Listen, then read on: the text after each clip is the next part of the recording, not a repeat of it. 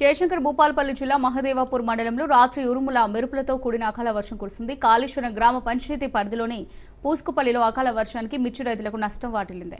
కళ్లల్లో ఆరబెట్టిన మిర్చి వర్షానికి తడిసి ముద్దైంది. అసలే మిర్చికి గిట్టుబాటు ధర లేక సతమతమవుతున్న రైతులకు ఈ వర్షం మరో కోలుకోలేని దెబ్బలా మారింది. తమను ప్రభుత్వం ఆదుకోవాలని రైతులు డిమాండ్ చేస్తున్నారు. కూర్చిన వర్షానికి కోసి ఆరబెట్టిన మిర్చి పూర్తిగా దెబ్బతింది. అసలే మేము గిట్టుబాటు ధర లేక సతమతమవుతున్న వేళ ఈ ప్రకృతి వైపరీత్యం ద్వారా జరిగిన వర్షం వల్ల ఇంకా కోలుకోలు దెబ్బలాగా మేము రైతులందరం ఆందోళన చెందుతున్నాము. ఈ సంవత్సరం అంతంత మాత్రమే ఉన్న గిట్టుబాటు ధర క్రమక్రమాన తగ్గుతూ వచ్చింది. అదే దెబ్బ కాకుండా ఈ వర్షం అనేది కోలుకోలేని దెబ్బలాగా మేము రైతులు ఆందోళన చెందుతున్నాము.